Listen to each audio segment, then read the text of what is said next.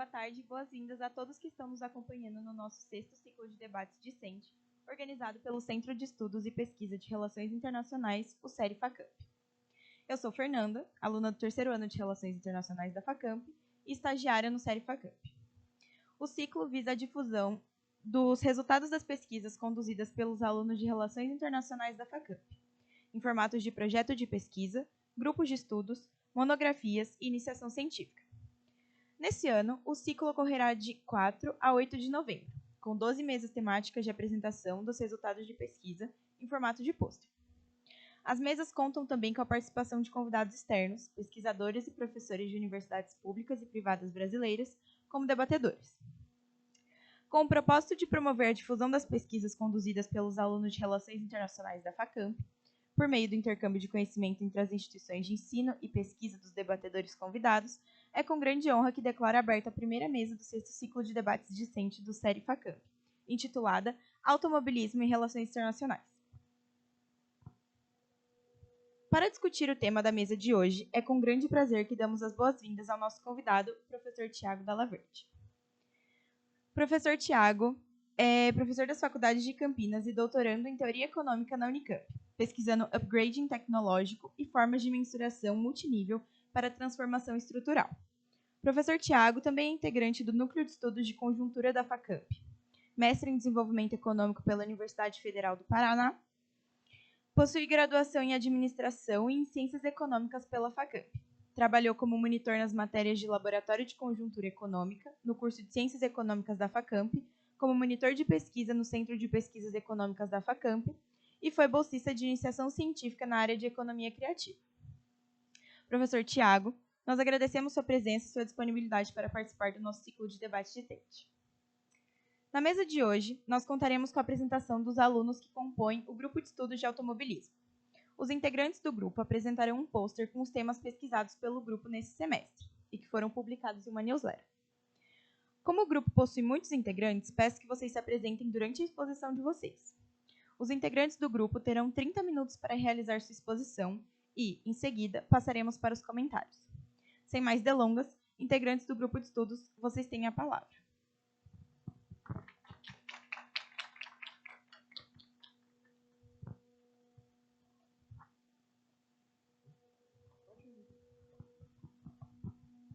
Bom, obrigado por todo mundo que está aqui, em especial o professor. Obrigado pela sua presença, pela sua disponibilidade. E agora a gente vai começar a maneira que a gente vai organizar a apresentação é de acordo com cada um dos blocos de discussão que a gente teve dentro do grupo. Então, eu e a Sofia vamos falar sobre um bloco mais geral que a gente teve, uma apresentação, porque uma boa parte dos membros que entraram não tinham muita experiência mesmo com automobilismo, conheciam um pouco sobre o tema, queriam conhecer mais.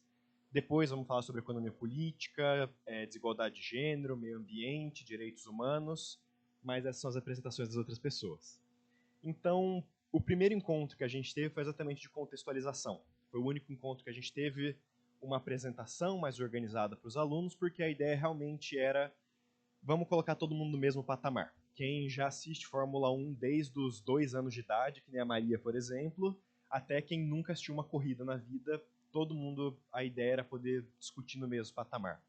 A gente deu recomendações sobre as corridas, sobre o que outros mídias, como filmes, séries, eles podiam assistir também para entender um pouco melhor sobre o assunto. E aí, uma parte importante aí do primeiro encontro foi um pouco sobre a história do automobilismo. Então, dados primórdios nos anos 1920, quando não tinha nenhuma organização formal para o que era automobilismo, até depois da Segunda Guerra, quando a gente começa a ter, por exemplo, a FIA, que é a Federação Internacional do Automobilismo, que é um órgão sem fins lucrativos, com base na França, e que tem exatamente o objetivo de organizar o que seriam as competições de automobilismo. E a gente discutiu algumas categorias, a gente discutiu, por exemplo, Endurance Racing, que são corridas exatamente de, como que daria para traduzir, de durabilidade mesmo, de botar os carros para correrem por horas e horas e ver qual aguenta chegar até o final.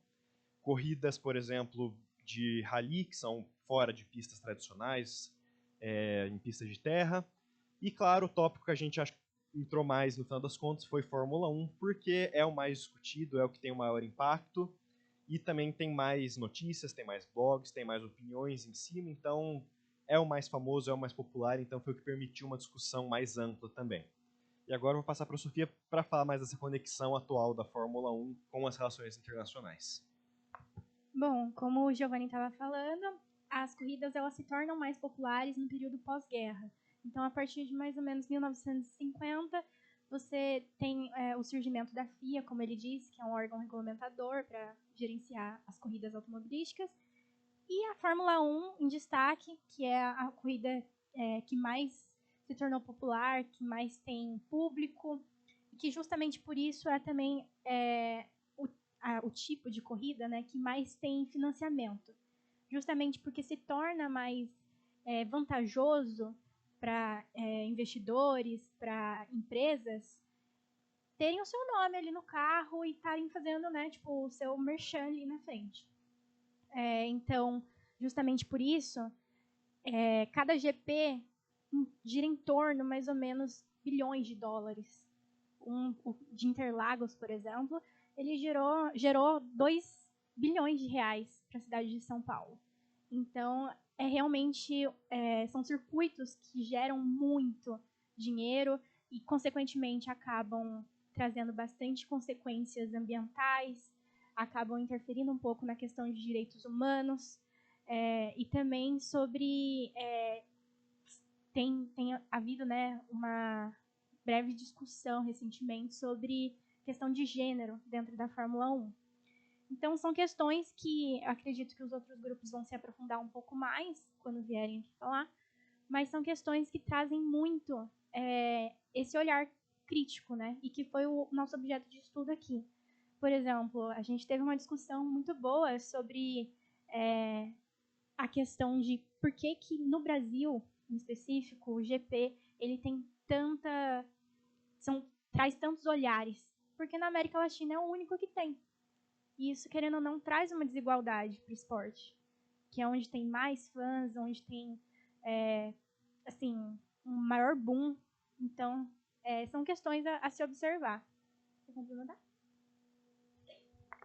Não, eu acho que aí um outro ponto que foi também bem único desse primeiro encontro foi disso também, de discutir que é um esporte muito grande, que tem muitos fãs, tem muita história, e que, por exemplo, o do Brasil é tão concorrido, os ingressos, não sei se já tentaram comprar, acabam em questão ali de 15 minutos. E são ingressos caros. Por exemplo, ano que vem vai começar em R$ 460 a meia entrada da área mais barata de todas. Então, essa desigualdade que existe também. Por que no Oriente Médio, por exemplo, tem 5 GPs diferentes e na América Central e do Sul tem um só, que é o aqui de São Paulo? Por que na Europa tem 5 e na Ásia tem 3? Então, foram todas essas discussões que a gente também trouxe de por que alguns estados têm tanto dinheiro envolvido nisso, porque alguns já têm ali a Fórmula 1 e parece que nem querem mais ter aquela coisa, tem pouco investimento em cima. Foram todos tópicos aí um pouco das relações internacionais que a gente já trouxe desde o começo.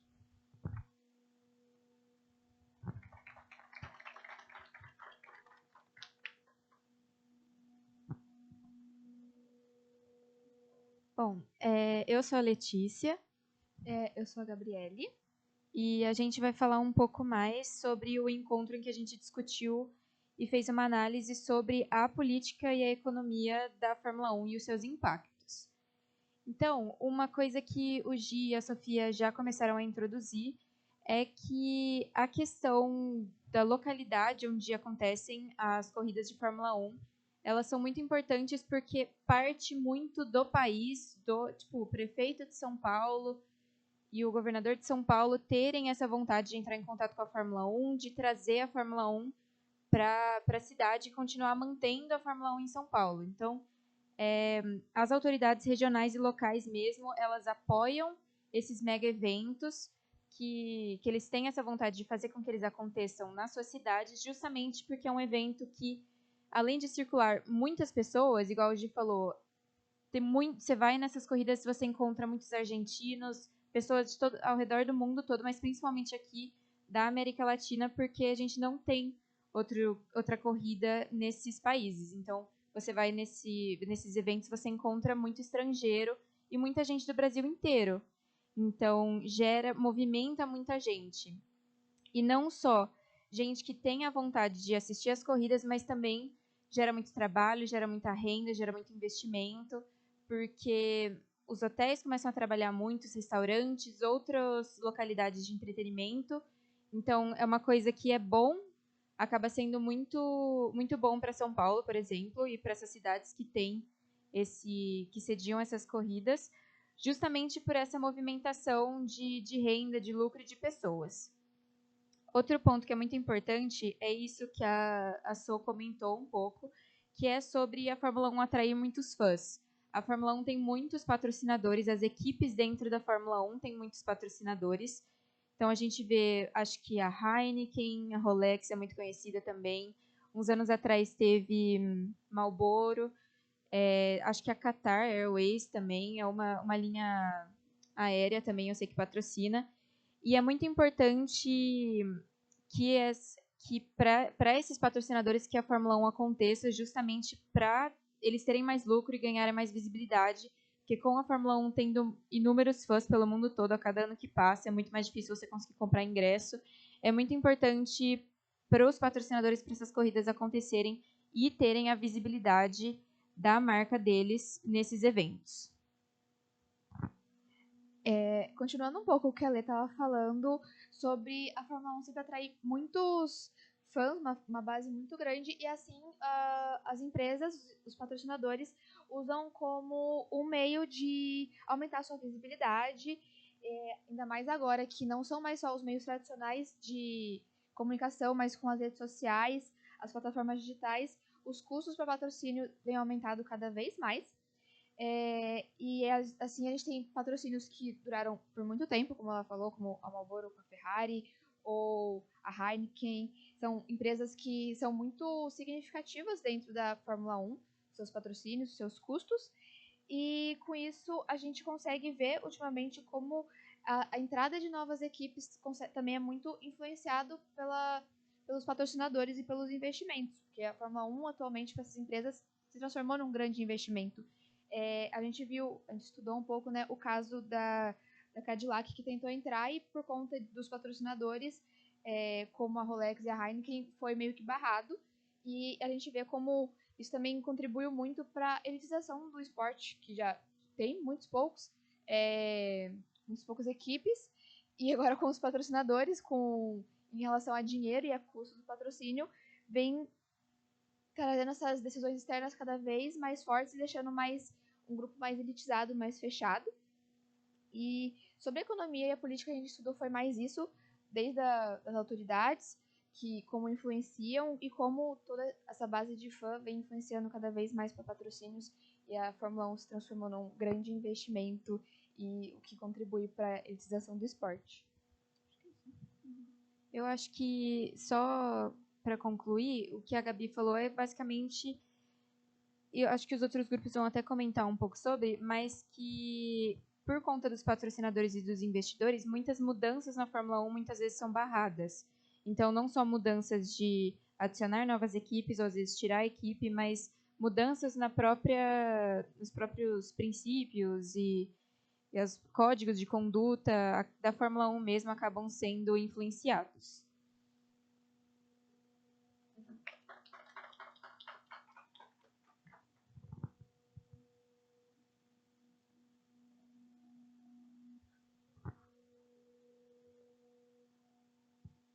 Boa tarde, meu nome é João Vitor e eu e o nosso grupo a gente fez também uma análise a respeito da sustentabilidade na Fórmula 1, que apesar de ser um tema que não encaixa muito bem com o automobilismo em geral, devido às emissões de gás de efeito estufa, você tem uma crescente busca pela sustentabilidade no esporte.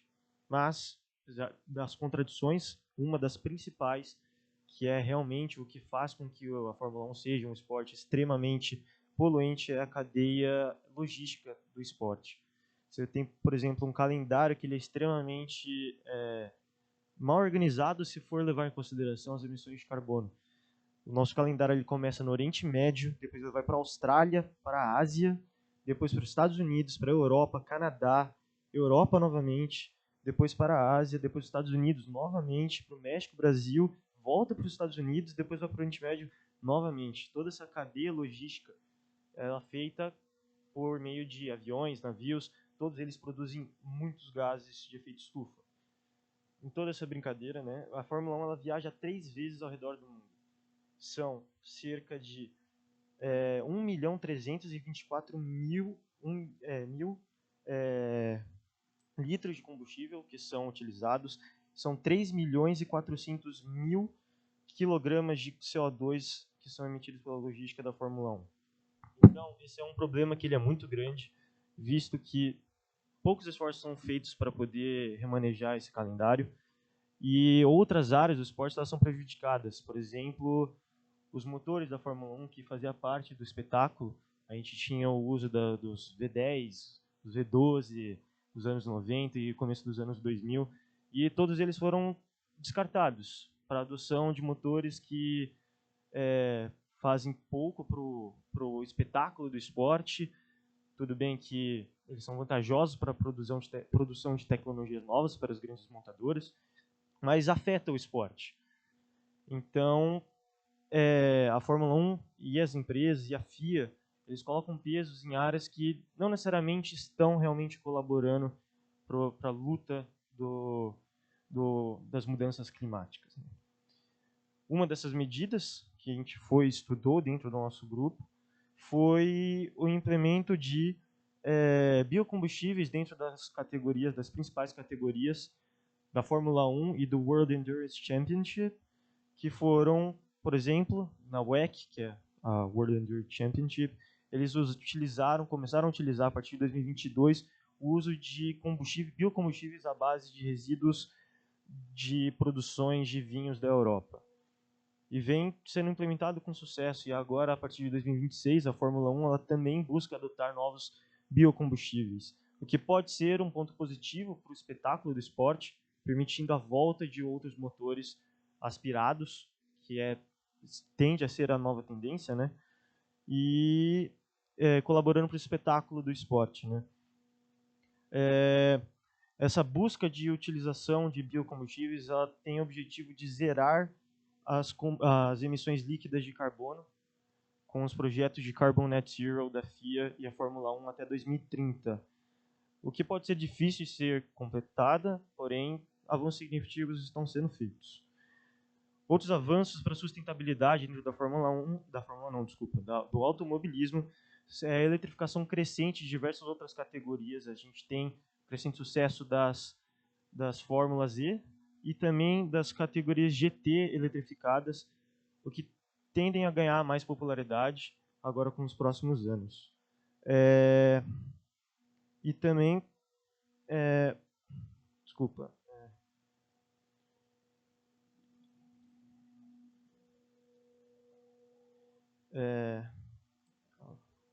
nossa. Eu acho que é isso, se eu não me engano. Não, sim, eu acho que encerra aqui. Nossas pesquisas foram até aqui.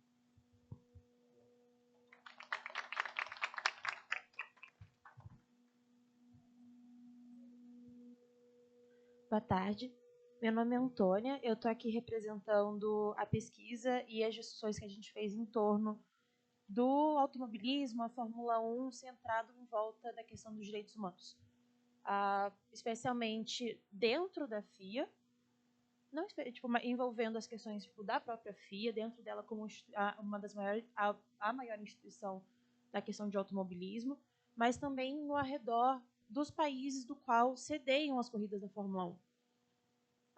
Basicamente, a preocupação com direitos humanos e a promoção desses direitos por parte da FIA como uma instituição, ela chegou bem tardia. Afinal, foi apenas esse ano que ela adotou a declaração própria dela sobre os direitos humanos, onde ela expressa um compromisso da equipe, da instituição, com a promoção dos direitos humanos, não só durante os eventos esportivos, mas também nas atividades que envolvem a FIA, não exclusivamente na Fórmula 1, mas os outros circuitos e a própria organização do evento. Ela também traz muito de uma maneira escrita e formal, o esforço da FIA em promover esses direitos humanos, não nas áreas de atuação dela, então não apenas nas quais ela é responsável, mas aonde ela tem um certo nível de influência, ela tenta trazer e ela promove certos projetos. Um deles, que eu vou falar um pouco mais tarde, é o We Race as One, que é um projeto que busca trazer para o automobilismo uma igualdade geral, uma igualdade de gênero, uma participação igualitária entre pessoas com orientação sexual diferente, de raças diferentes, e assim por diante. Porém, em nenhum momento nesse documento ou em outras declarações feitas pela FIA é expressado a preocupação dos direitos humanos por trás dos seus patrocinadores, que muitos deles têm posturas duvidosas, mas especialmente nos países nos quais a FIA exerce a sua atividade principal. Trazendo um foco nos países em si, a gente acaba se batendo com algo que a gente chama de sport washing. Sport washing é um termo que a gente utiliza na análise geral, na análise tanto de entidades públicas, entidades privadas e países também. É a utilização de eventos esportivos para melhorar a imagem pública do país e ou do seu governante, do governo em gestão. E a FIA e a Fórmula 1, em específico, são grandes ferramentas utilizadas para fazer o sport washing, especialmente em alguns países que entraram de uma maneira mais recente no circuito da Fórmula 1. E a gente acaba trazendo um foco maior para a Arábia Saudita nesse momento das nossas discussões.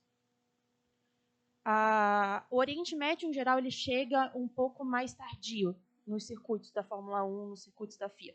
Mas, desde então, dos 24 circuitos, 4 acontecem no Oriente Médio. E só a Arábia Saudita, desde 2021, investiu mais de 6,3 bilhões de dólares. Isso partindo diretamente do governo da Arábia Saudita, sem contabilizar os custos de empresas privadas, como a Aramco, que é uma petrolífera da Arábia Saudita, que paga anualmente para a FIA entre 40 e 45 milhões de dólares para ser patrocinador do evento, além do que o governo da Arábia Saudita paga para ter o Grand Prix de Abu Dhabi, que é um contrato de 65 milhões. Eu não consegui descobrir se esse é um pagamento anual ou se é um contrato fixo, mas deve ter algum tipo de renovação. Fora os investimentos que o país fez em infraestrutura para ter o Autódromo de Abu Dhabi, fora mais 2 que ainda estão em construção, então a gente tem aí uma perspectiva de talvez ter mais eventos no Oriente Médio. E a gente traz muito isso para exaltar a forma de como a Arábia Saudita está utilizando eventos esportivos, em especial o automobilismo, para fazer esse sport washing, para melhorar o seu posicionamento e a visão sobre os países que compõem a Arábia Saudita no cenário internacional. Afinal, é um país que, quando a gente fala de direitos humanos, ele é um tópico sensível da conversa, ele é um elefante na sala.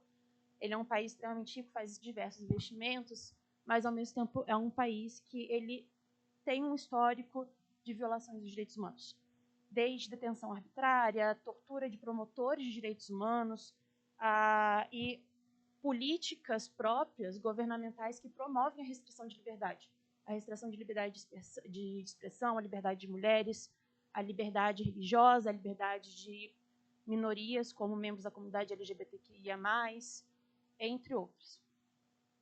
Então, dessa forma, a gente teve longas discussões de como países e empresas conseguem utilizar da Fórmula 1, seja participando desse evento, seja sediando esse evento, para fazer esse sport washing. E é isso. Muito obrigada.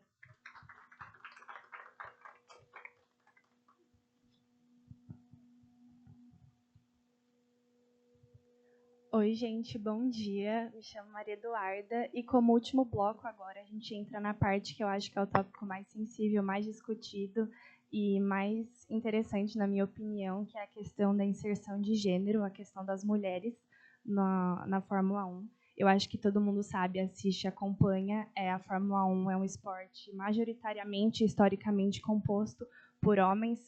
Todo mundo vê Então, os maiores corredores, tudo gira em torno de grandes corredores, Ayrton Senna, Lewis Hamilton, enfim, então todo mundo conhece, são grandes nomes masculinos. Então, a gente entrou em grandes pautas sobre isso e a gente aprofundou mais isso quando a gente escreveu sobre a newsletter. E a gente viu que apenas 5 mulheres foram capazes de entrar de fato na Fórmula 1 para correr, desde os 70 anos que a Fórmula 1, 74 anos que a Fórmula 1 existe. Então, é uma pauta que ainda é muito sensível, gera muita discussão. A gente não vê tantas mulheres entrando na Fórmula 1, apesar de terem muitas iniciativas, de terem discussões sobre isso. A gente vê algumas correndo na Fórmula 4, a gente vê no kart algumas se destacando, mas a gente viu uma de destaque que foi apenas em 1958 e 59, que foi uma corredora italiana chamada Maria Teresa. Ela foi a primeira mulher que conseguiu de fato correr e se destacou, ainda assim conseguiu uma posição baixa, mas foi assim um grande marco, foi uma porta de entrada para que as mulheres conseguissem ter um destaque maior, conseguissem se inserir mais nesse mundo que é tão machista, e até nos dias de hoje mesmo, com a modernização, enfim, a gente tem das redes sociais, né, as pressões para ter maior participação, a gente viu que isso ainda é uma pauta que não conseguiu. Então, desde 1992, nenhuma mulher participou de Fórmula 1, então a gente continua tendo um cenário totalmente masculino. Mas, ainda assim, a gente continua tendo muitas iniciativas para que isso deixe de ser um grande obstáculo na modernidade. Então, ex-pilotos continuam tendo iniciativas, como, por exemplo, o ex-piloto David, não vou saber pronunciar o nome dele, mas ele fez uma iniciativa para que todo ano tenha 20 meninas escolhidas, desde que seja no kart, tenha mínimas experiências, para que eles consigam inserir ao menos 20 meninas em treinamentos, nesse programa em que tem treinamento de mídia, desafios de engenharia, corridas de kart, condicionamento físico, para realmente inserindo essas meninas aos poucos no mundo do automobilismo, porque é realmente um obstáculo de como fazer com que mulheres, a inserção do gênero feminino tenha maior adesão na Fórmula 1. E também, desde 2016, agora percorre vários países, mas começou no Reino Unido. É um programa chamado Dare to be Different, que foi realizado para aproximar essas meninas do universo do automobilismo. Então, a gente está tendo a 3ª temporada na Alemanha e na Austrália, e é basicamente para realmente ter mais voz, ter mais iniciativas, ter mais participação feminina no mundo do automobilismo. Eu acho que aqui, majoritariamente, são meninas que participaram, a gente se interessa, mas a gente não vê tanta identificação, tanta discussão sobre isso, gera muita polêmica, né, da questão. Até num dos debates a gente ficou vendo até que ponto a mulher conseguiria dirigir um carro de Fórmula 1 por conta da força. Então, geram muitas questões sobre isso, entre a questão biológica, entre a questão de força, entre a questão de até que ponto ela teria controle, a capacidade, enfim. Então, acho que vai uma coisa muito além e que a gente precisa ainda passar por muitas estigmas sobre isso, mas que, apesar das iniciativas, a gente ainda está em passos pequenos sobre isso, porque é majoritariamente, historicamente, composto por homens, e é basicamente isso.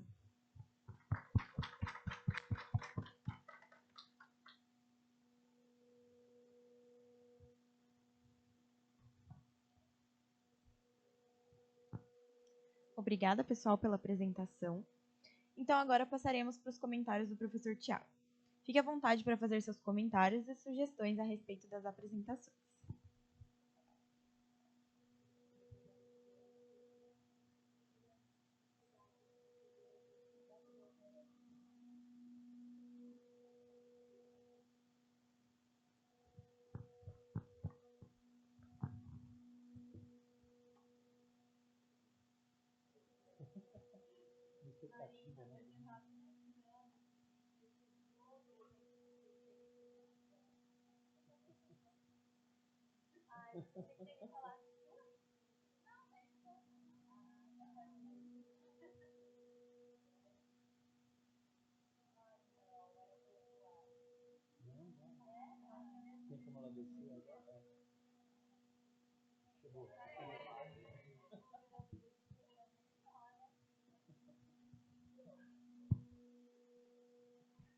Bom, boa tarde, pessoal. Obrigado pelo convite, por estar aqui com vocês. É sempre um prazer estar junto com o pessoal de Relações Internacionais, já que há algum tempo eu já não estou mais com vocês em sala de aula. E é sempre muito legal, porque eu acho um perfil de aluno muito diferente, assim, aqui dentro da FAC. É um perfil de aluno muito interessado por diversos temas. E eu acho que esse grupo de trabalho, ele expressa um pouquinho isso, né? Porque, poxa, Fórmula 1, automobilismo, quando eu recebi o convite, eu falei, caramba, que legal, não sabia que o pessoal estava pesquisando isso. Inclusive, eu tenho uma orientanda, né, que está fazendo uma pesquisa dentro desse tema, que pesquisa as relações dos spillovers tecnológicos proporcionados pela Fórmula 1 e tudo mais. E achei muito interessante, né? Quando eu li ali, quando a gente é meio fora do tema, né, a gente sempre, nossa, mas isso dá pesquisa? Né? Primeiro contato que a gente tem. E quando a gente começa a ver, cara, dá muita pesquisa e pesquisas muito interessantes. Eu acho que a apresentação de vocês, e parabéns pela apresentação, mostrou muito bem isso. E eu acho muito legal que, por se tratar de um grupo de pesquisas, vocês foram desbravando esse universo, né? E vendo ali do material que tinha disponível, que era a newsletter e o banner, eu achei muito interessante que eu falei, nossa, eles conseguiram tirar leite de pedra aqui no sentido de que tem pouquíssima bibliografia. Né? As bibliografias elas se repetem muito, e isso é um baita de um desafio. Né? Quando a gente vai fazer pesquisa, às vezes a gente desanima porque a gente olha lá e tem muito pouca bibliografia para a gente explorar. Né? E eu acho muito legal a coragem de vocês enfrentarem esse tema, enfrentar essas dificuldades, enfrentar essa, talvez, escassez de trabalhos feitos e darem início, então, a esse grupo e trazerem contribuições muito legais aqui. Parabéns por isso. Né? E eu consegui aprender bastante aqui com vocês, lendo o material que vocês produziram e também o que foi apresentado. Eu vou fazer algumas questões aqui que são mais questões de reflexão. Né? Eu não sou das RI, então eu tenho pouco background aqui sobre questões, por exemplo, direitos humanos e tal. Mas algumas questões que vocês levantaram me trouxeram curiosidade mesmo. Então, as minhas questões aqui, elas são muito mais prospectivas, muito mais saber sobre o que vocês discutiram, tentar contribuir, porque eu não sei se vocês também pretendem levar adiante essas pesquisas, né? Se tem alguém que vai querer transformar algumas dessas questões em TCC, monografia, artigo, coisa do tipo. Então, vou fazer algumas questões que me apareceram aqui enquanto eu ouvia vocês falando e eu li o material, que eu acho que seria interessante de vocês explorarem, né? Falando sobre a primeira apresentação, as questões relativas à economia política, né? Na newsletter, a minha grande dúvida foi por que a escolha do termo economia política ali, né? Porque vocês traziam mais dados financeiros, dados de resultado. E na apresentação de vocês apareceu o porquê da economia política, eu acho, mais do que tinha na newsletter, que acredito que seja também o resultado do amadurecimento da pesquisa, né? Então, para mim, nessa parte, eu fiquei com uma curiosidade mesmo, assim, sabe? Uma questão de... Falei, nossa, eu acharia legal alguém pesquisar isso, gostaria de ler um artigo sobre.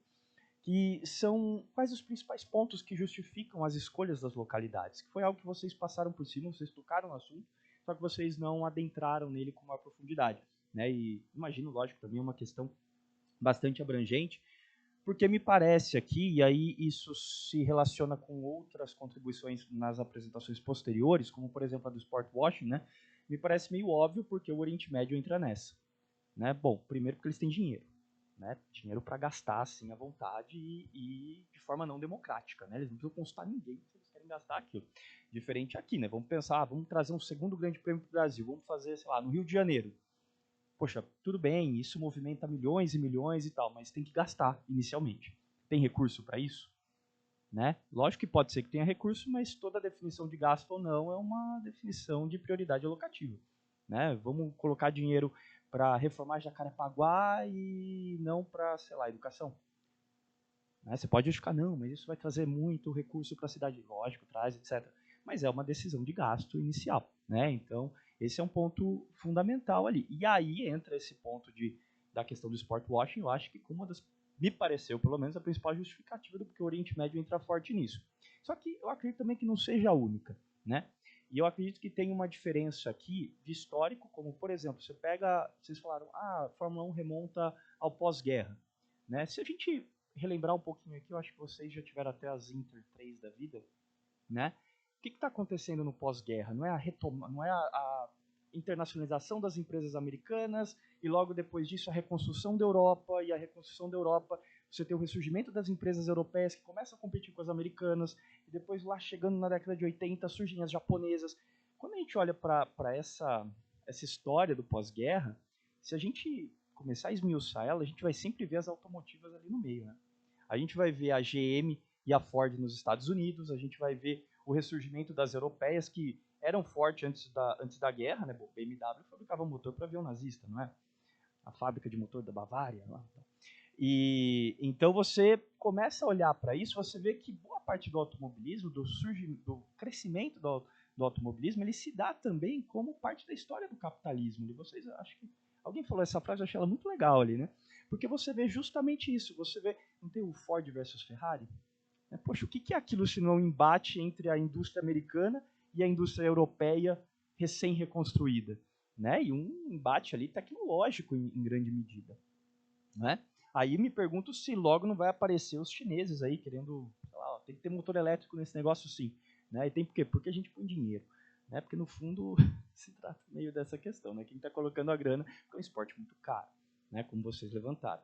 Então, me passa assim, seria muito interessante uma análise, ou sei lá, tentar se aprofundar nessas questões, porque me parece muito isso, assim, que tem um aspecto que remonta à história da Fórmula 1, né, e alguns aspectos mais recentes, como, por exemplo, a questão do sport washing, os aspectos históricos, a questão do porquê que ela está tão presente na Europa, e aí também tem o aspecto do porquê ela não está tão presente nos Estados Unidos, apesar de ter e tal, mas a gente sabe que não sei se estatisticamente ainda é, porque teve muita transformação na Fórmula 1 nos últimos anos, né?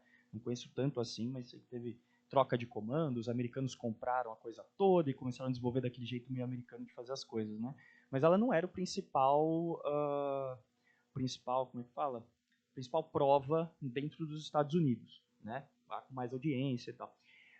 Então, acho que tem aspectos aqui muito interessantes para compreender um pouco isso, e aí o papel da América Latina nisso, porque a gente não tem indústria automotiva, mas a gente tem o Brasil, que é um dos principais mercados automotivos do mundo. Então, o olhar sempre virou para cá como a gente ser o grande mercado de automóveis fora dos países centrais, até a China entrar no jogo, porque aí a gente deixou de ser tudo que a gente era ali o terceiro, mais ou menos, do mundo, a gente deixou de ser porque a China entrou e começou a ser a primeira, a terceira, depois a segunda, hoje quase a primeira em todos os mercados, inclusive no automotivo, né? Acho que hoje já vende mais carro na China do que nos Estados Unidos. Então, acho que tem um aspecto aqui histórico muito interessante do porquê os grandes prêmios vão, e acho que, logicamente, na questão da América Latina, vai rebater numa questão de renda e mercado. Né? Porque eles não. Ou você paga para eles irem lá, ou você oferece muito para eles estando no seu mercado, que é algo que talvez o Brasil ofereça e outros países da América Latina não. Né? A gente é o maior mercado consumidor, tirando o México. Tal. Mas aí é muito próximo dos Estados Unidos, aí talvez seja. Não sei se o México tem uma grande tradição nisso, né? E o que é interessante daqui é que a gente tem uma tradição, né? A gente teve muito piloto campeão mundial, né? Que agora faz tempo que não aparece tal. A gente teve aquela corrida do Massa lá, aquela última curva que o Hamilton acabou ganhando, tudo mais. Mas faz muito tempo que não aparece um piloto, né, brasileiro, tudo mais. Mas a gente tinha ali, poxa, Ayrton Senna, Fittipaldi, Piquet, né? Uns caras de qualidade duvidosa hoje, né? Assim, com declarações um pouquinho complicadas. Mas enfim, né, esperar o quê? Mas eu acho que nesse aspecto é interessante. Eu acho que, nossa, daria uma pesquisa muito bacana explorando essas questões, né? Explorando os principais mercados, o seu histórico, porque eu acho que cada um deles vão ter suas idiosincrasias, assim, e elas são muito ricas aqui para se ligar à própria história do capitalismo mesmo aqui, né? Então esse eu acho um ponto muito bacana. E acho que cabe aqui uma investigação interessante sobre. E, bom, eu sou economista, então eu sempre vou acabar olhando mais para o mercado, né? A gente, economista, é muito limitado, né? Então, assim, a gente acaba olhando sempre com esse olhar. Mas aqui eu acho uma questão muito legal, acho que foi levantada, a questão da sustentabilidade, né? Porque desse ponto em diante, das apresentações de você e da newsletter, a gente começa a ver muito como muitas vezes o mercado entra em embate com as questões prementes na sociedade, né? E aqui eu acho que a coisa começa a ficar muito legal mesmo. Eu imagino que vocês devem ter discutido bastante nesses 3 tópicos seguintes, porque, bom, a questão da sustentabilidade, é difícil você querer falar sustentabilidade num esporte que é, digamos assim, a representação do consumo de combustível fóssil. né? É basicamente isso, né? O que é o carro, senão o grande símbolo do consumo de combustível fóssil? E aí entram questões interessantes, porque, como vocês mostraram, deixa até de ser o carro em si, porque eles vão fazendo mudanças, exigindo mudanças na regra para adaptações e tudo mais, mas chega num ponto que é o seguinte, cara, você está levando aqui toneladas de equipamento para cima e para baixo do mundo, né? Poxa, isso é um consumo absurdo de combustível e emissão de CO2, né? E aí você começa a ter essas, vamos dizer assim, esses paradoxos aqui, que é, poxa, você tem um discurso que vai num caminho, mas ao mesmo tempo você tem essas emissões, e por que será que o desenho do trajeto é esse? Né? Muito provavelmente por questões mercadológicas. Né? Por que não concentrar todos os grandes prêmios num espaço? E eles até mudaram algumas coisas assim, eu lembro que, não sei, né? Até pergunto para vocês aí que entendem mais que eu sobre. Mas me lembro de ter uma discussão, de tentar otimizar um pouquinho as rotas, mas era muito mais com relação ao tempo de preparo do que com questões de sustentabilidade, né? Então, me parece muito, não sou um estudioso desses temas, mas sempre me parece que essas questões elas surgem quando elas são convenientes para a propaganda. E isso é meio triste, assim. Não só essas, mas várias questões relacionadas a esses temas, isso nas empresas, né? Não em pesquisadores, em militantes, etc. Isso olhando para o lado do capital aqui, né? Eles sempre recorrem a esses discursos quando eles precisam dele para parecer a coisa tudo muito bonita. E aí vem os termos washing da vida, né? Tudo tem um washing ali, porque os caras, olha só como a gente faz tudo isso, e a hora que você vai investigar o que é o grosso da emissão, eles não estão nem aí preocupados, isso obedece questões mercadológicas, o que dá mais dinheiro e ponto final, né? Então, eu achei muito legal essa questão das rotas, de como de como a logística aqui ela é muito intensiva em carbono. E aí caiu na parte que, assim, quando eu li Automobilismo e Direitos Humanos, eu falei, poxa, mas da onde que os caras estão tirando isso? Esses internacionalistas estão forçando a barra aqui para encaixar os temas dele. E não, pô, e aí vem a parte mais que, assim, me foi a... Essa eu gostaria de ver um TCC sobre isso, assim. Eu espero que alguém faça o TCC sobre sport washing, porque, poxa, tema sensacional, assim, super contemporâneo. E tomei conhecimento do tema, inclusive, recentemente com a questão do futebol, né? Que a Arábia Saudita começou a contratar jogadores pagando, assim, a própria contratação do Neymar, né? Embora seja um sport washing meio estranho contratar o Neymar, me parece que você tá um sport dirty, assim, né? Sujando a contratação. Também nem para tanto, vai. Ele só tem opiniões confusas. Vamos ser bonzinhos com ele. Ele é só um menino. Mas me surgiu com essa questão, né? Porque eu não sabia, não tinha conhecimento do termo. E eu vi debate, e foi muito legal, porque começou a ser debatido em mesa redonda de futebol, isso, né? E eu falei, caraca, que tema interessante. E aí, na hora, eu não fiz a relação direta. E quando eu li o de vocês, eu falei, nossa, isso é muito bacana. Isso eu acho que é um baita de um tema mesmo, porque aí é o uso mesmo de todo esse poder. Porque aí você cai numa dualidade, né? Porque é aquilo, como vocês falaram, você é fã da coisa, né? E eu sou assim, aficionado por futebol. Eu sou palmeirense de um jeito que eu gostaria de ser muito menos, porque eu sofreria menos, provavelmente teria mais anos de vida. Mas eu não consigo, né? E a gente sabe que quando a gente gosta... E esporte é um negócio absolutamente confuso, como é a sociedade também, né? Não foge muito disso. São uma série de questões que elas se colocam e a gente, muitas vezes, tem que lidar com o que a gente não gosta dentro de algo que a gente ama. E a gente não consegue deixar de amar assim, né? Quando a gente toma um pé na bunda, não é no dia seguinte que a gente deixa de amar a pessoa, né? A gente continua amando por muito tempo depois, é terrível. Mas, então tem esse problema, né? Como é que, poxa, você continua sendo fã de algo, só que aquele algo tem problemas, né? E muitas vezes esses problemas eles são usados aqui de forma a conduzir eles se utilizam do nosso amor para outros fins, né, para outras finalidades. Então eu acho isso que me entristece no uso do esporte para isso, porque eu, como gosto muito de esporte, eu fico triste quando eu vejo certas questões sendo utilizadas aqui de maneira instrumental, utilizando o esporte de maneira instrumental para essas questões. E eu acho, essa é uma pesquisa que eu acho assim, ela tem que ser feita, né? Tem que ter um TCC aqui sobre isso depois. Se não for nenhum de vocês, que seja alguém depois, vocês passam, não, estuda aqui o sport washing, porque eu acho que é uma baita questão mesmo, é sensacional. E, por fim, né, a do gênero. A do gênero isso é uma coisa que eu notei assim nos últimos anos. Porque, para mim, Fórmula 1 era uma coisa meio de velho. Né? Há um tempo atrás, assim, umas coisas que ninguém mais via Fórmula 1. Até começou, vai sair sair da Globo, vai sair da TV aberta porque não tem mais audiência e tudo mais. Até que, de repente, eu comecei a ver, assim, no Twitter, em sala de aula, as mulheres discutindo Fórmula 1. Eu falei, caraca, que esquisito. Fórmula 1 é um negócio que, sei lá, meu pai gostava e nem ele mais vê, sabe assim? Eu gostava também, quando eu era pequeno, eu lembro de assistir o Senna com meu avô. Eu tenho uma memória muito grande da morte do Senna, porque foi dia 1, né, dia do trabalho, e meu avô ele tinha uma serralheria. E dia do trabalho tinha um churrasco na serralheria. E eu lembro da gente estar lá e tava todo mundo com a cara assim, né? Tava todo mundo quieto, era um silêncio. Né? E de repente para tudo assim, tava o rádio ligado, porque queria saber o que estava acontecendo com o Senna, e anunciar a morte dele ali. Foi um momento que todo mundo chorou, assim, foi 94, eu tinha 6 anos, e eu me lembro desse momento de todo mundo chorando, assim, e eu comecei a chorar também, né, porque eu tenho que chorar agora, né, o cara, né, mas eu acompanhava, assim, muito. E por que eu estava falando isso mesmo? Ah, sim, do perfil do público, exato. Então tinha para mim esse gap geracional nisso tudo. Mas eu comecei a ver as mulheres falando sobre Fórmula 1, e eu fiquei muito intrigado, assim, caraca, mas da onde que veio isso, né? Será que é por causa do Hamilton, que virou meio ícone pop, assim, né? Porque, pô, o cara virou um ícone pop sensacional, né? Tudo mais, o cara é bonito, se veste bem, é bacana, tem opiniões boas, né? Que bom. E daí eu lembro que eu perguntei em sala de aula, nossa, mas de onde que veio esse gosto de vocês de Fórmula 1? E eu lembro que algumas alunas, já faz uns 3 anos, falaram do Drive to Survive, né? Que elas começaram a assistir a série e disso foram aprendendo sobre Fórmula 1, começando a gostar e tudo mais. Então eu acho que tem um ponto aqui na questão da discussão de gênero que aí vocês apresentaram um fato que não tem muito o que dizer. Bom, é um esporte absolutamente masculino, né? Não tem, tem algumas iniciativas muito legais para aumentar a diversidade e tudo mais, mas eu acho que tem uma mudança aqui, que é uma mudança no perfil da pessoa que assiste Fórmula 1. Né? E eu acho que caberia, dentro dessa pesquisa, avançar nesse sentido.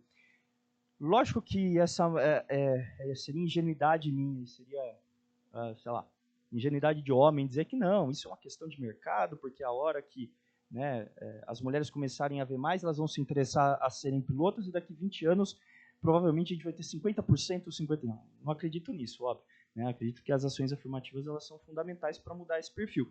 Mas, ao mesmo tempo, eu acho, e assim, falando de olhar, não tenho nenhum dado nem nada para corroborar isso, mas me parece ter uma mudança no perfil da pessoa que assiste Fórmula 1. E me parece que essa mudança ela também tem um quê de gênero por trás. Assim. Tanto que eu vi, poxa, tem alunas aqui que saíram, ex-alunas, que estavam lá passaram o final de semana em Interlagos, assim, absolutamente aficionadas pela coisa. Eu falei, caraca, que legal, cara. Pô, não era uma coisa comum de se ver há coisa de 10 anos atrás. Né? Então é uma mudança recente aqui. Né?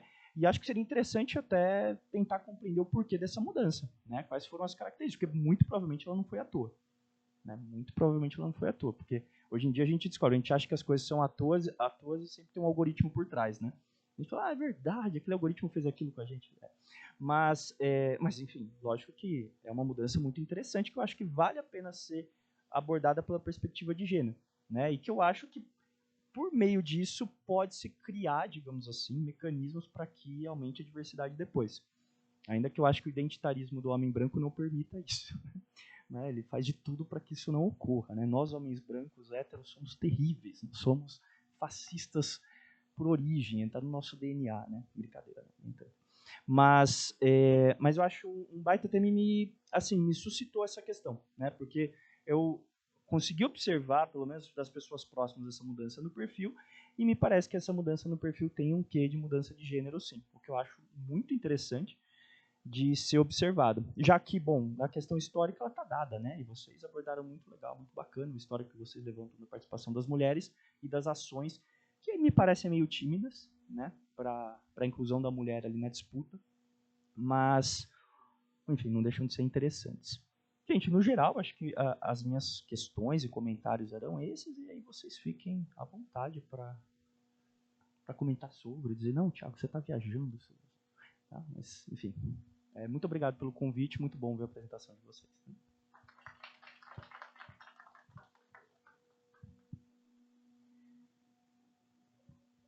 É para ir para onde? Para lá mesmo?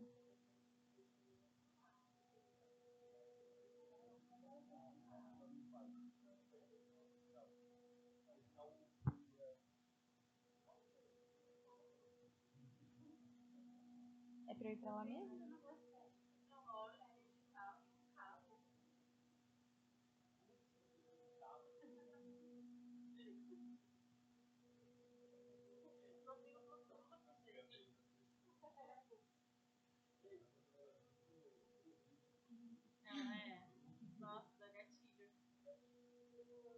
Pronto? Agora passo a palavra para os apresentadores para que possam responder aos comentários do professor Tiago.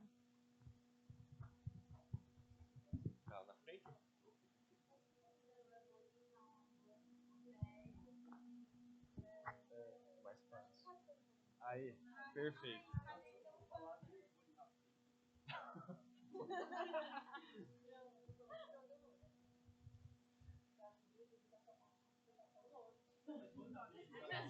Foi obrigado, não foi nem escolha dele.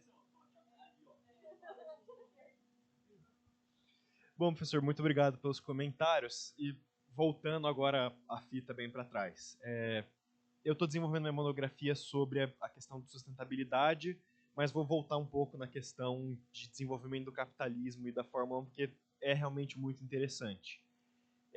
Porque o automobilismo, na verdade, começou antes da Segunda Guerra. Era ali naquele momento, anos 20, aquela coisa de vamos gastar dinheiro que nem maluco. Veio a guerra, acabou toda essa farra, e aí depois, quando a Europa passou a ser reconstruída, que virou aquilo, né? O automobilismo é um esporte europeu, acima de tudo, para as montadoras europeias, era aquilo deles. Nos anos ali 60, né, que é o Ford versus Ferrari, tenta ter uma volta dos Estados Unidos, eles falam, não, agora a gente vai sair aqui do nosso cantinho, vamos lá, vamos mostrar que as nossas montadoras são fortes, elas conseguem, e por um tempo conseguiram competir, só que aí depois as montadoras alemãs caem com tudo em cima, depois nos anos 70 e 80 entram as japonesas, e aí tem muita marca. A Ferrari, por exemplo, sumiu por 50 anos, por exemplo, dos campeonatos de endurance. Eles saíram ali nos anos 70 porque eles perceberam que não tinha competição. Entendeu? Uma marca pequena, italiana, com pouco dinheiro, como que a gente vai ficar indo contra uma Toyota, uma Mazda, que tem dinheiro infinito aí nessa época? E aí eles sumiram até ano retrasado. A Ferrari voltou aí e ganhou Le Mans ano passado e esse ano. E aí vai exatamente batendo com esses momentos de desenvolvimento do capitalismo. Então, primeiro eram os Estados Unidos, aí Europa, aí embate Europa e Estados Unidos, entram os japoneses na história, tira todo o foco deles, tenta voltar à Europa. E aí agora a questão dos Estados Unidos com a Fórmula 1 é interessante.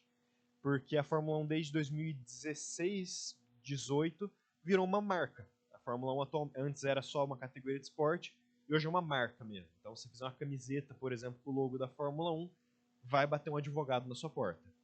E ela foi comprada pelo grupo Liberty Media, que é um grupo americano, bilhões e bilhões de dólares envolvidos, porque eles queriam que a Fórmula 1 virasse grande nos Estados Unidos. Porque de 2010 para cá teve uma perda de público. Então, a Fórmula 1 foi perdendo espaço na Europa, e isso foi por conta da discussão de meio ambiente. A Alemanha, por exemplo, que era o maior país ali sobre Fórmula 1, era tudo automobilismo. Quando eles perceberam o quanto que poluía a questão da Fórmula 1, eles falaram, a gente não quer mais nada aqui. Então não tem mais nenhum GP na Alemanha, por exemplo. E conforme as restrições ambientais foram ficando cada vez mais fortes, a sociedade civil foi se opondo cada vez mais, perdeu espaço na Europa, a Fórmula 1, mesmo que a origem dela seja ali. E nisso os Estados Unidos viram uma oportunidade. Então, atualmente você tem time americano, piloto americano, que eles injetam dinheiro incrível em cima para colocar esses times para funcionarem dentro da Fórmula 1. E agora todo o esforço é para que a Fórmula 1 cresça dentro dos Estados Unidos, mas não é um crescimento orgânico, né? Um crescimento joga em cima deles e faz eles gostarem. O GP de Las Vegas, que surgiu ano passado, é um exemplo disso. Não conseguiram nem vender ingresso suficiente, eles saíram dando ingresso para as pessoas para fazer com que tivesse o máximo de gente naquele GP de Las Vegas. Então, eu acho que agora trazendo o último ponto que você falou, que foi dessa troca de público, vem nisso também. De 2018 para cá, criou toda o Drive to Survive da Netflix. Então, eu chamo de K-popização da Fórmula 1.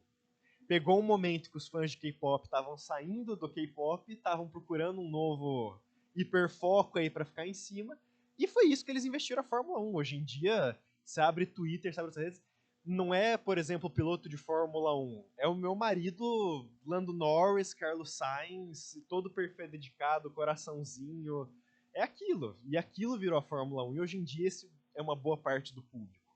Que é interessante também, é uma troca, isso salvou o esporte, porque não teria a movimentação que tem hoje a Fórmula 1 sem ter esse público feminino, mas esse público diferente, que não é o mesmo público que via a Fórmula 1 10 anos atrás, 20, 30 anos atrás.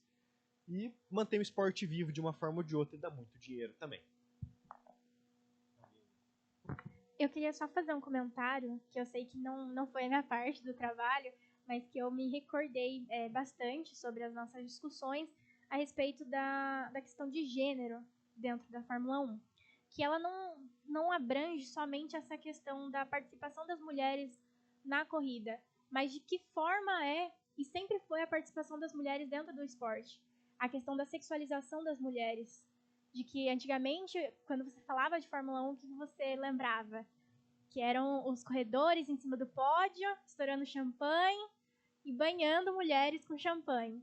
Então, assim, é muito interessante essa meio que reconfiguração do que você falou, não somente do público, que hoje é mais feminino, mas também as crescentes discussões acerca da inclusão das mulheres, da academia de mulheres para a Fórmula 1, da inclusão delas em outras categorias de Fórmula.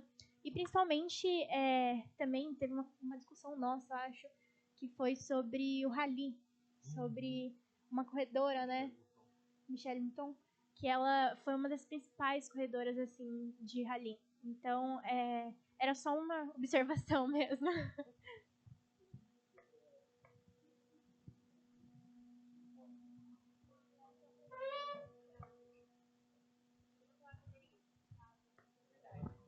Vou vir aqui, ó. Deixa eu ver se eu apareço. Onde que eu apareço aqui? Aqui? Aparece. Ah, nossa, eu tô olhando pro outro lado. Eu falei, não tô. Aqui? Não, essa questão é interessante porque você me lembrou uma coisa. Eu ia muito no salão do automóvel, né, com os meus pais. Era um evento assim. Eu, meu pai, meu avô e meu irmão, a gente vai no salão do automóvel. E no salão do automóvel tinha uma coisa assim. A gente vai ver carro, mas a gente vai ver aquele bando de gostosa que tem lá, sabe aquela coisa assim, um monte de homem. Era um negócio assim bizarro. E eu tenho algumas fotos assim, né, do salão. E é curioso porque eu tenho uma foto da Juju Salimene antes de ser famosa, não dela, do carro que ela tava, com Focus, eu acho, laranja. E tinha uma foto que a gente levava. Enfim, não era tão fácil ter fotos naquela época, né? A gente tinha que... E é curioso isso, né? Porque aí eu não sei qual que é a relação causal, né? Se a busca pelo mercado, para expandir o mercado, diversificar o mercado em termos de gênero, leva a uma mudança, né? Ou a mudança levou à expansão do mercado. Talvez sejam coisas concomitantes, assim, né? Mas são coisas que, por exemplo, passam despercebidos pelo meu olhar, né? Eu, quando olhei, pensei nas corredoras, em ter mais corredora e no público. Não pensei na participação das mulheres naquele ambiente, né? E o que é maravilhoso, porque aí, conforme a gente aumenta a diversidade de questões também, né? Temas que a gente vai abordando. E, poxa, isso é muito enriquecedor, assim, né? E, enfim, era mais esse comentário. Eu queria falar que em um dos encontros, acho que foi o último encontro que a gente teve, uma jornalista que até a Paty recomendou pra gente, ela veio conversar com a gente nessas questões de gênero, né? E eu lembro que eu perguntei pra ela, tipo, a gente não tem mulheres que estão aí pilotando e dirigindo os carros, mas você que acompanha todos os GPs, tudo, você vê muitas mulheres, tipo, nas garagens das equipes, tudo. E ela falou que ela vê, assim, principalmente as mulheres como público mesmo, não muito ali nas garagens, tudo, mas que eles falam que tem muitas mulheres que trabalham no background, assim, em questão de engenheiras, e que estão trabalhando ali no desenvolvimento, assim, dos carros e tudo. E uma coisa que eu tava até pensando aqui de uns anos pra cá, eu comecei a assistir muito Fórmula 1. E assim, a gente sempre, acho que todo brasileiro lembra de algum domingo, tá? TV ligada em uma corrida, por mais que você não assista, a TV tá lá. E eu tava tentando pensar o que me fez assistir mais esses últimos anos, e eu, sinceramente, cheguei à conclusão de que eu não sei. Porque o meu pai que começou a falar, a gente começou a assistir mais. E é uma coisa que, às vezes, é até questão de algoritmo mesmo, não sei. Porque você vai em corridas e tem muitas mulheres, e é mulher desde pequenininha, tipo, criança assistindo, tá com a roupinha toda. E a gente acompanha e gosta de acompanhar, e ainda assim, tipo, a gente vê corridas em lugares que muitas mulheres, às vezes, não tem nem a permissão de entrar nesses autódromos, ou às vezes não tem leis que que facilitem assim direitos básicos das mulheres nesses países, muitas vezes no Oriente Médio.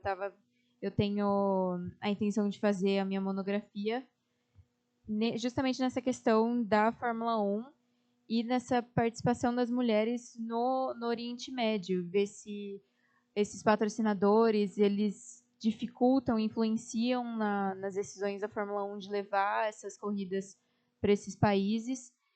E pesquisando, tipo, eu acho que era na Arábia Saudita, tem leis que as mulheres, assim, elas não podem nem ir na delegacia sem um homem, assim, desacompanhadas.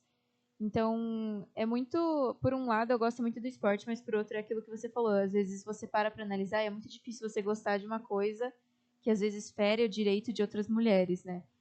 Mas eu só queria comentar isso. É que eu ia aproveitar, deixa dela pra entrar, mas... Não. Porque, tipo, é meio que juntando um pouco o que todo mundo tava falando e entrando um pouco do tema que foi a minha pesquisa, que eu acho que justamente, primeiro, por essa mudança do público, por ser um público um pouco mais jovem e numa era completamente digital que a gente vive hoje, é uma coisa que permitiu a gente começar a questionar várias coisas que envolvem o esporte em si. É aquilo que você falou, é muito difícil você, tipo, direitos humanos e Fórmula 1, como assim? Como é que você fala sobre direitos humanos atrás de um esporte? Realmente, é uma coisa que quando você olha tipo, muito rápido, é uma coisa que parece que não tem nada a ver, não bate o assunto. Só que você começa a ir para muito além do esporte, tudo que está por trás do esporte, o que faz esse esporte acontecer e quem está fazendo esse esporte acontecer. Então, a gente fala sobre a atitude dos pilotos, a gente fala sobre a atitude das equipes, a gente fala sobre patrocinadores, a gente fala sobre países, a gente fala sobre empresas.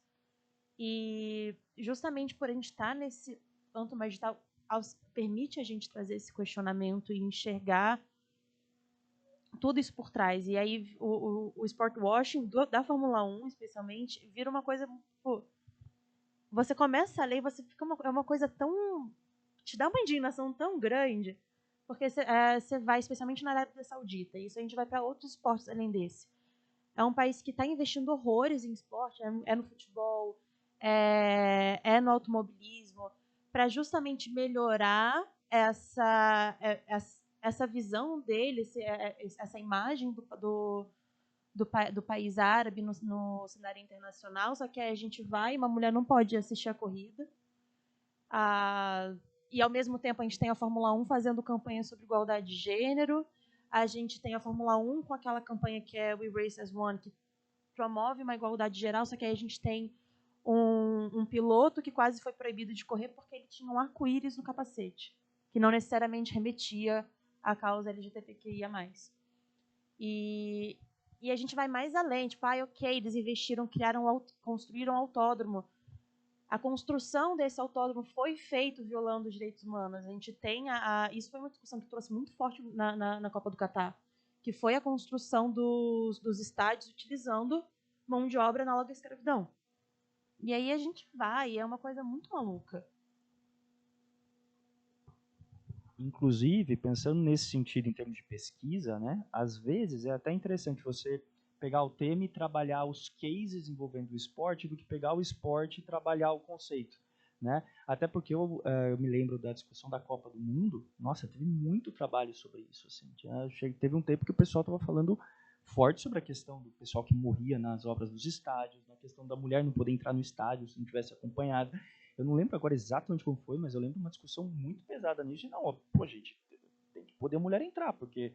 E aí começa uma discussão que é até engraçada, né? Porque o cara falando, se eu for com a minha esposa assistir, eu entro e ela não, né? Então começa a ter umas discussões assim na TV, né? Aberta, que que suscita isso tudo.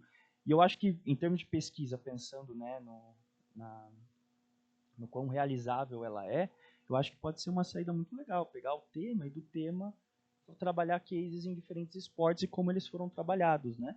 E aí tem uma coisa interessante, né, que eu estava pensando agora, porque, por exemplo, no futebol, o crescimento do futebol feminino, putz, eu fico surpreso, assim, do quanto cresceu nos últimos anos em termos de público mesmo, né? De, por exemplo, entrar em sala de aula e o pessoal tá conversando sobre o futebol feminino.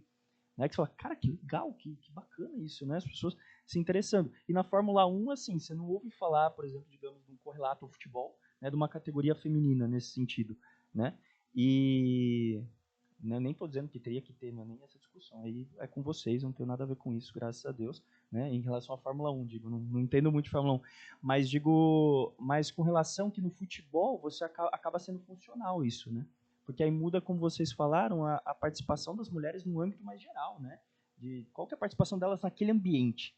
Que é muito isso, né? Porque há um tempo atrás você falava, poxa, mulher ficava com muito medo de ir em estádio. Hoje, nossa, eu tenho assim, grupos de amigas que vão, né? E elas relatam, melhorou muito nos últimos anos, ainda lógico, tem todas as questões, mas melhorou muito e essa melhora passa por você ver outras mulheres no ambiente também, né? E o que é bem interessante, eu acho que isso, nossa, vai dar umas pesquisas muito legais aí para vocês. Assim. Continuem nisso, porque às vezes falta, né? A gente olha, porque o pessoal da economia trabalha muito com a questão dos dados, etc e tal, e chegou num ponto que é assim, né? Tem desigualdade. Tem, a gente sabe que tem, né? E tem desigualdade. Aí chega aquele monte de trabalho, que são ótimos trabalhos, etc., mas chegando numa conclusão que é aquela. E aí acho que saiu um pouquinho dos dados, né? Que é a coisa das pesquisas que eu vejo mais, ir mais para essa questão do perfil, de qual o papel ali, uma pesquisa um pouco mais qualitativa, nossa, isso enriquece pra caramba o debate. Eu acho que assim, tem que seguir com isso. Acho que dá pesquisa muito boa.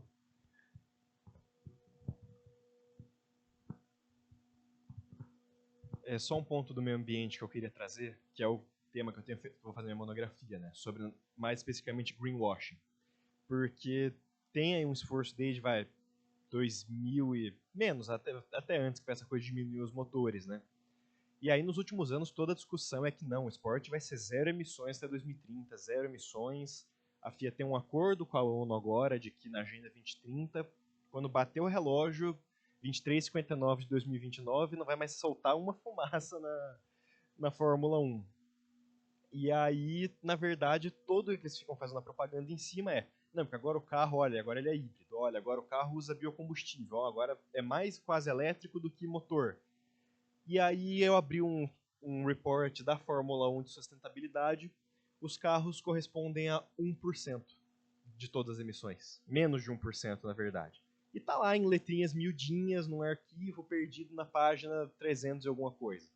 Porque não dá para eles falarem isso. Olha, a gente, na verdade, polui com todo o resto que a gente faz, mas a gente só fala do carro. E aí o ponto é esse, que eles é um esporte que eles querem cada vez crescer mais. Atualmente tem 25 corridas no calendário. Eles querem colocar mais 2, mais 3. Cada uma dessas precisa que todas as equipes viajem para o outro lado do mundo, levem o carro, levem cada uma das pessoas que trabalham, todos os equipamentos, tudo. E isso é uma poluição absurda. São emissões de milhões de toneladas de dióxido de carbono. Só que não tem como mexer isso e continuar crescendo o esporte. E o esforço deles é conflitante no sentido de que ou você cresce ou você vira um negócio zero emissões.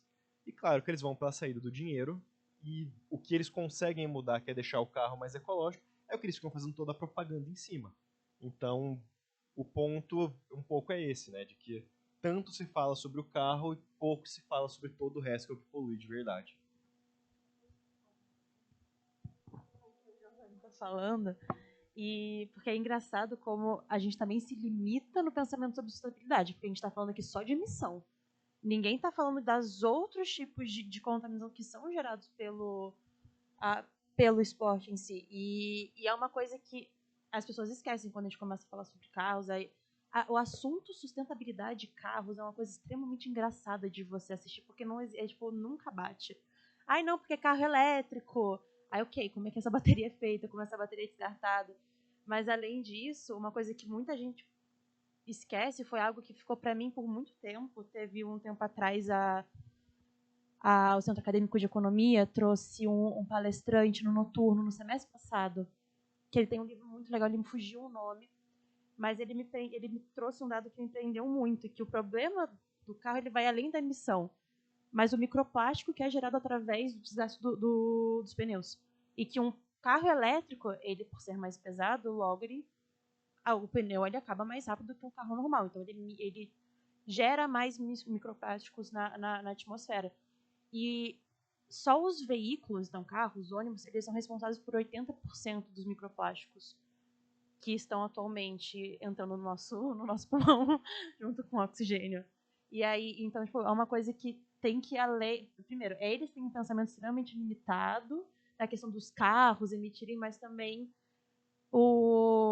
a emissão não tem que ser um ponto que a gente tem que parar quando fala sobre a questão de sustentabilidade, não só no automobilismo, mas tipo, em outras questões.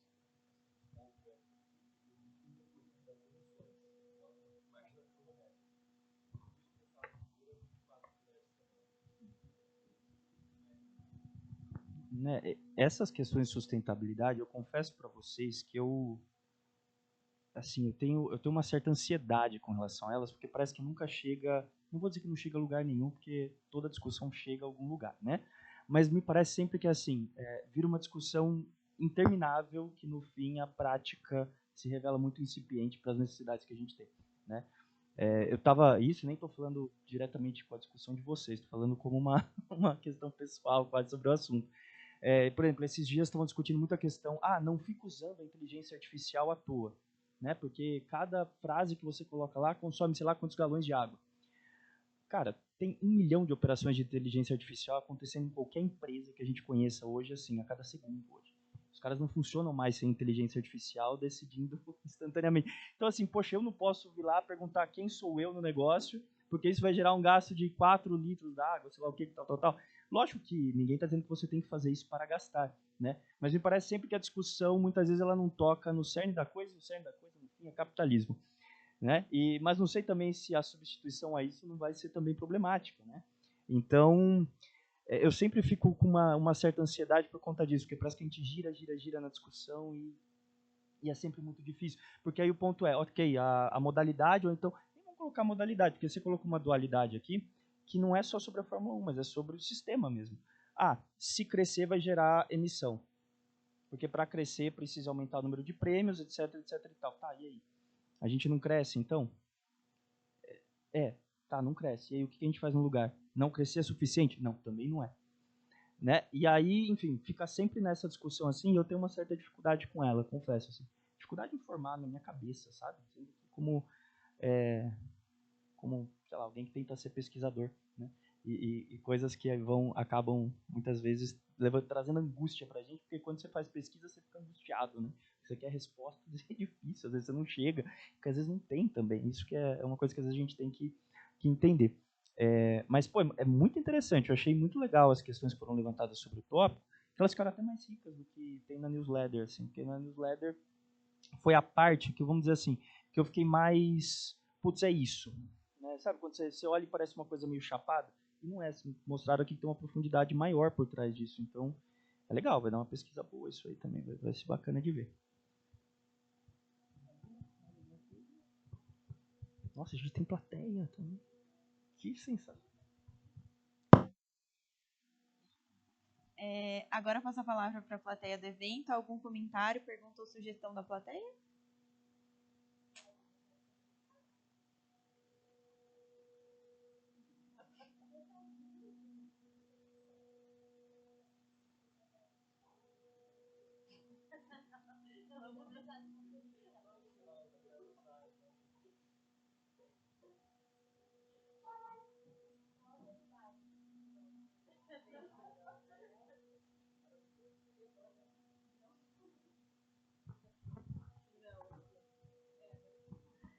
Gente, eu achei muito legal mesmo. Eu estava acompanhando a pesquisa de vocês, tanto pelo grupo, tanto pela edição das newsletters, porque fui eu que fiz também. Então,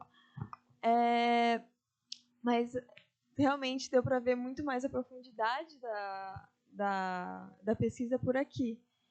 E aí, eu sei que vocês já falaram, mas eu achei muito legal essa relação entre grandes potências mundiais e como que está funcionando o mercado da Fórmula 1, porque eu não tinha pensado nisso da China e dos carros elétricos e dos motores elétricos da Fórmula 1, então achei isso muito legal. Eu acho que eu não tenho nenhuma pergunta por enquanto, mas esse é meu comentário, porque vocês trouxeram insights que eu não tinha pensado por enquanto. Então é isso, gente. Muito legal, adorei. E é isso.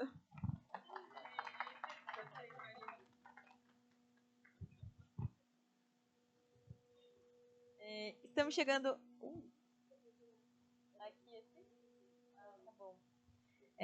Estamos chegando ao fim do nosso evento. Passo a palavra para os apresentadores fazerem suas considerações finais.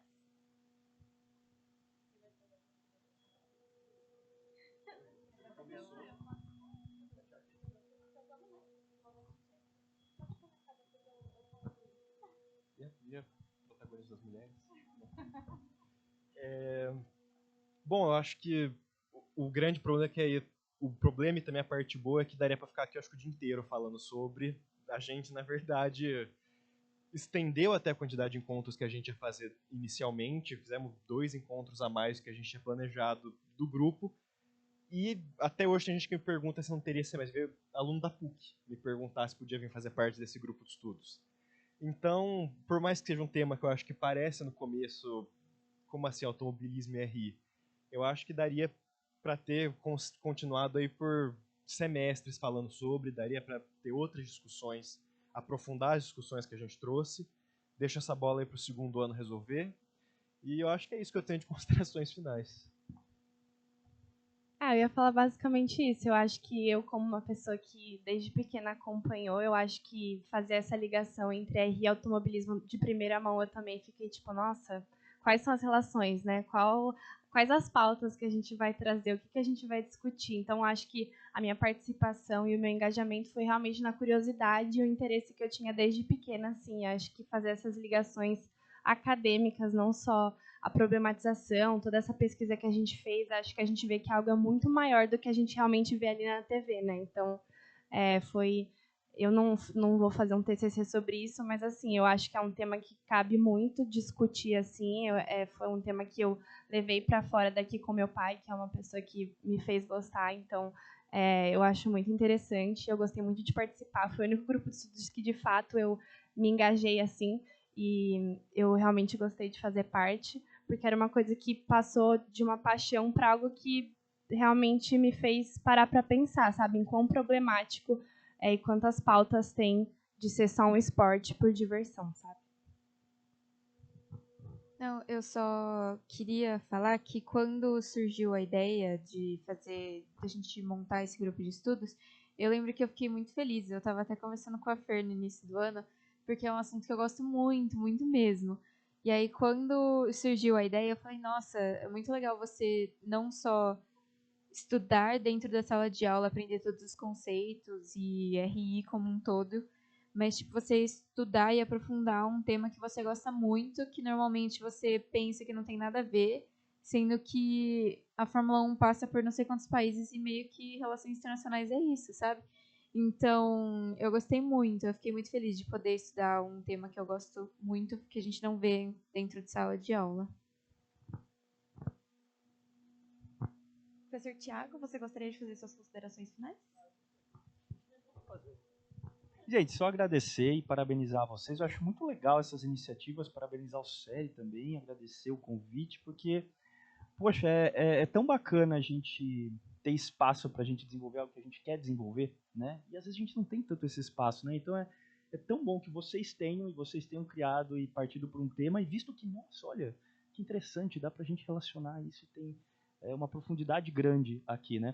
E tem, acho que, um ponto interessante, que é o seguinte, né? Quando a gente estava falando de paixão, amor, essa coisa que move a gente em torno disso, a gente saber mais sobre algo não é para perder o encanto, né? Pelo contrário, é para a gente compreender melhor o porquê a gente é encantado por aquilo. Né? Pelo menos é a maneira que eu tento me relacionar, por exemplo, com o futebol, como eu comentei. Ainda não achei uma resposta. Eu acho completa perda de tempo, meu coração não aguenta mais, já tomo hipertensivo e não sei o quanto tempo isso vai durar. Mas eu acho que esse que é o bacana, né? Você olhar para um objeto que você gosta, que você tem uma certa adoração por aquilo, que aquilo te move num domingo de manhã, acordar mais cedo, às vezes para assistir e tal, mas ao mesmo tempo olhar para aquilo de forma crítica, porque afinal é para isso que a gente está aqui também, né? É isso que a gente faz faculdade. Não é só para aprender a ganhar dinheiro lá na frente. Graças a Deus, porque essa parte é boa, mas é chata.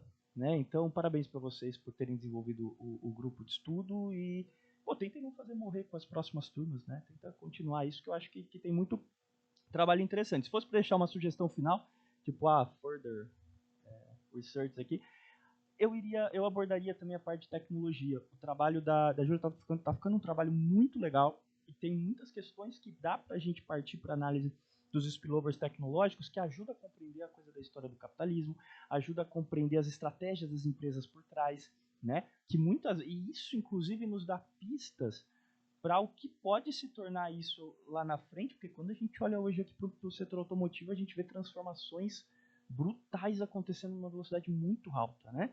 Então, eu acredito que partir para esse estudo pode ser funcional, inclusive, para entender essa relação com as relações internacionais aqui, pela parte da briga pela hegemonia da tecnologia no setor, né? Porque a Fórmula 1 sempre foi um pouco isso, como o filme lá mostra para gente, né? O Ford versus Ferrari. Então, acho que tem um espaço aí muito legal para desenvolver pesquisa também. E muito obrigado, parabéns para você.